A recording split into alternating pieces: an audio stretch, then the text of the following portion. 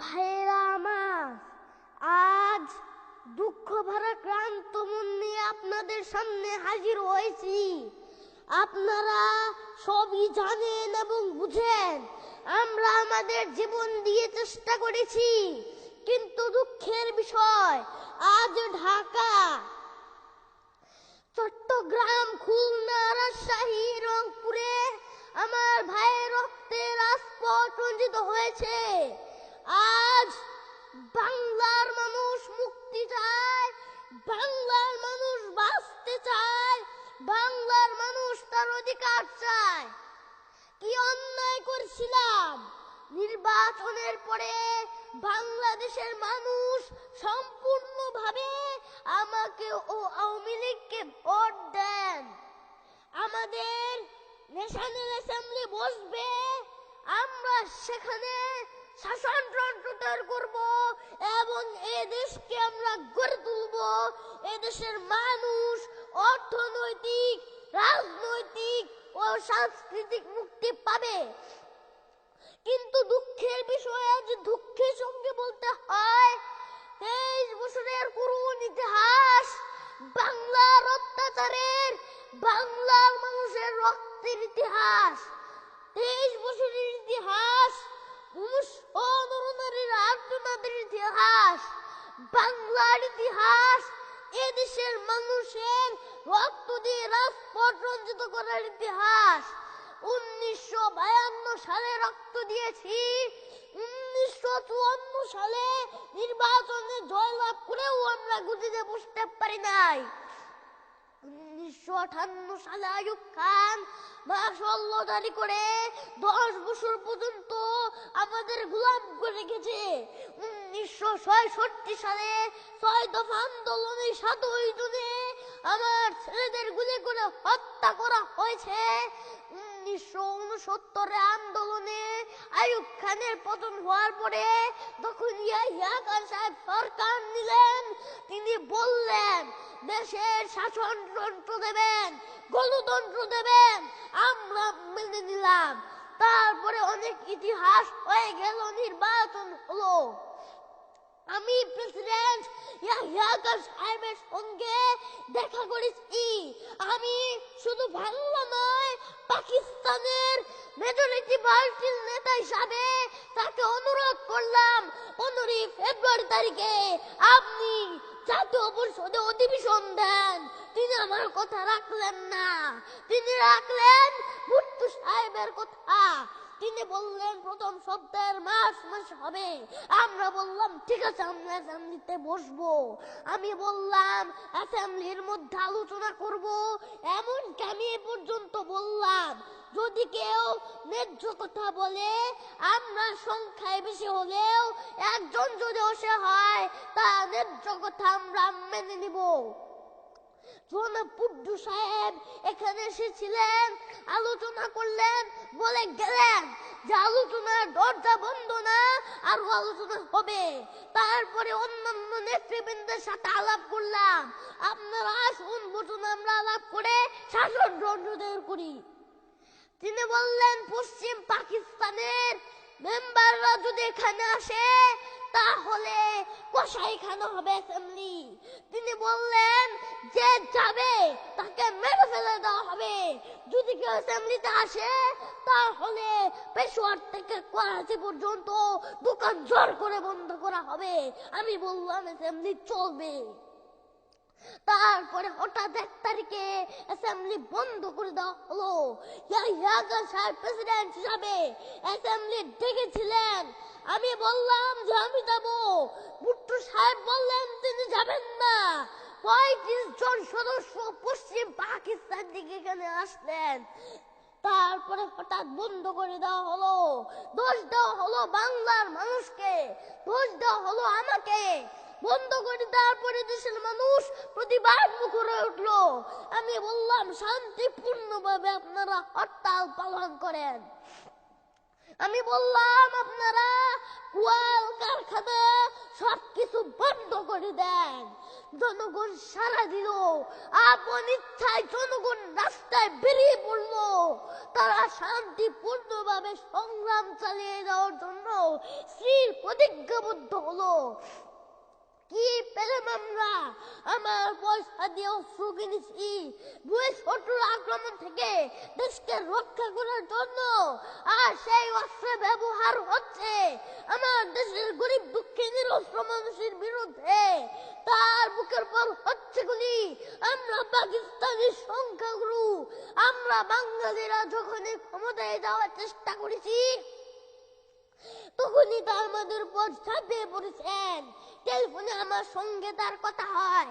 তাকে আমি বলেছিলাম, জেনারেল ইয়াহিয়া খান সাহেব, আপনি পাকিস্তানের প্রেসিডেন্ট, দেখে যান কিভাবে আমার গরিবের উপরে, আমার বাংলার মানুষের বুকের উপরে গুলি করা হয়েছে, কি করে আমার মায়ের কুল খালি করা হয়েছে, কি করে মানুষকে হত্যা করা হয়েছে।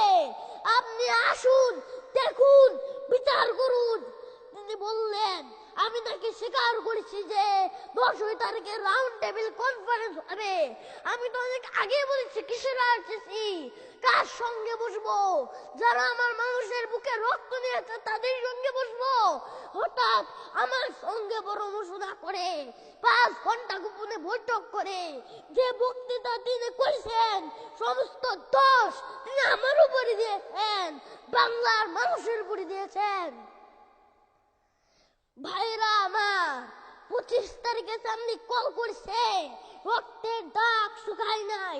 আমি 10 তারিখে বলে দিয়েছি যে ওই শহীদ রক্তের উপর ফেলা দিয়ে আইসিসিতে মুজিবুর রহমান যোগদান করতে পারে না। অ্যাসেম্বলি কল করেছেন, আমার দাবি মানতে হবে। প্রথম, সামরিক আইন মাসল উদ্র করতে হবে। সমস্ত সামরিক বাহিনীর লোকদের বেলুচি ফেরত নিতে হবে। যেভাবে হত্যা করা হয়েছে তার তদন্ত করতে হবে। আর জনগণের প্রতিনিধির কাছে ক্ষমতা হস্তান্তর করতে হবে। তারপরে বিবেচনা করে দেখব আমরা অ্যাসেম্বলিতে বসতে পারবো কি পারবো না। এর পূর্বে অ্যাসেম্বলিতে বসতে আমরা পারি না। আমি প্রধানমন্ত্রী তো চাই না, আমরা দেশের মানুষের অধিকার চাই। আমি পরিষ্কার অক্ষরে বলে দেবার চাই যে আজ থেকে এই বাংলাদেশে কোর্ট কাছারি, আদালত, ফৌজদারি, শিক্ষা প্রতিষ্ঠান অনেক গ্রীষ্মকালের জন্য বন্ধ থাকবে। গরিবের যাতে কষ্ট না হয়, যাতে আমার মানুষ কষ্ট না করে, সেই জন্য সমস্ত অন্যান্য যে জিনিসগুলো আছে সেগুলোর হরতাল কাল থেকে চলবে না। রিক্সা, ঘোড়া গাড়ি চলবে, রেল চলবে, লঞ্চ চলবে। শুধু secretariat, supreme court, high court, জজ কোর্ট, সেমি গভর্নমেন্ট দপ্তরগুলো অবদা কোনো কিছু চলবে না।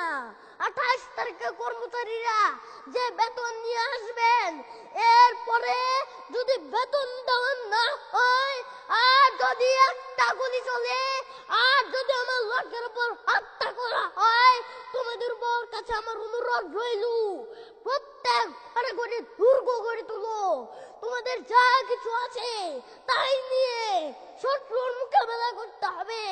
এবং জীবনের তরে রাস্তাঘাট যা যা আছে সবকিছু আমি যদি হুকুম দেবার নাও পারি, তোমরা বন্ধ করে দেবে।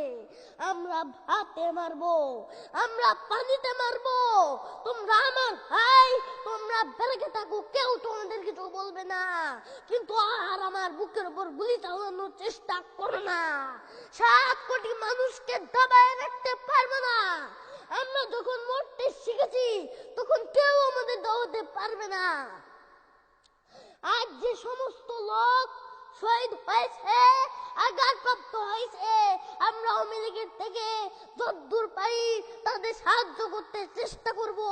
যারা পারেন আমার রিলিফ কমিটিতে সামান্য টাকা পয়সা পৌঁছাই দিবেন। আর এই 7 দিন হরতালে যে শ্রমিক ভাইরা যোগদান করেছেন, প্রত্যেকটা শিল্প